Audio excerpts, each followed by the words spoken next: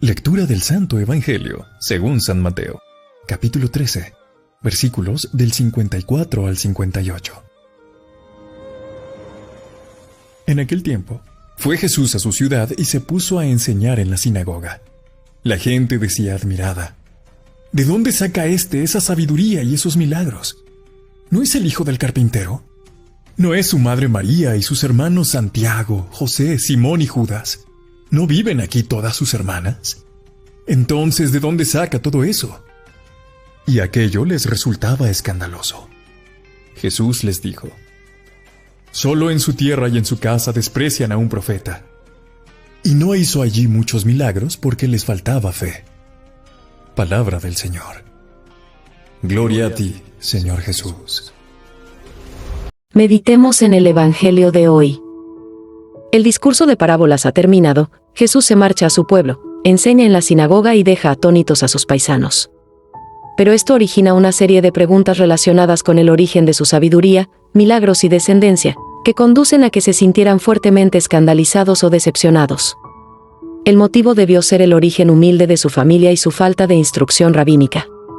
Tras 5 preguntas, 2 de las cuales, la primera y la última, enfatizan el ¿de dónde?, cuestionando su sabiduría y su poder, y 3 formuladas en negativo, no, el contraste es impresionante. Al principio sus paisanos se muestran asombrados, atónitos. Lo estaban realmente, pero tras esas 3 preguntas, al final quedan escandalizados o decepcionados, de donde se deduce que su respuesta a las preguntas intermedias es: no es posible que posea esa sabiduría y poder, pero quedando incapacitados para dar respuesta a la primera y a la última, ¿de dónde?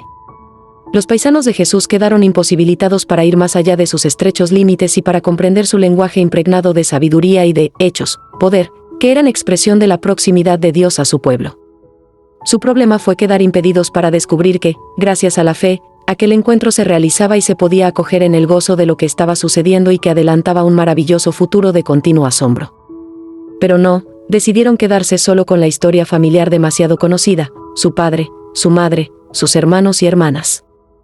Ya conocemos las imágenes usadas por Jesús para describir el reino y cómo deben coexistir realidades opuestas entre sí. Pues ahora en Nazaret nos queda claro que la enseñanza con sabiduría, poder y autoridad del reino es así, un acontecimiento que causa asombro, que provoca estupor, que deja atónito a quien lo escucha, que, como la experiencia del amor, es capaz de generar impulsos heroicos o descabellados, de suscitar interrogantes que aturden, de desvelar la cercanía, el roce del misterio, así como de justificar las reacciones más adversas, arriesgadas y temerarias. La predicación del reino es un acontecimiento que nos impregna, una proyección divina que todo lo envuelve, una proclamación que provoca una seducción que conduce al asombro, a lo inaudito, que envuelve al mundo en un hálito de jardín paradisíaco. Pero no nos engañemos, la acogida solo nos es posible cuando entra la fe, cuando descubrimos el origen divino de Jesús. De lo contrario bloquearemos su sabiduría y su poder. ¿Qué es lo que realmente impide al ser humano de nuestro tiempo un acceso por la fe al misterio del reino de los cielos, una apertura a su proclamación, a su sabiduría y a su poder? Oración final. Padre, también nosotros nos planteamos preguntas sobre la identidad de tu Hijo Jesús, pues sabemos que es el Hijo del carpintero, que posee sabiduría y realiza acciones milagrosas, pero no siempre damos el salto de la fe para descubrir su identidad divina. Danos tu Espíritu Santo para descubrir maravillados su identidad. Amén.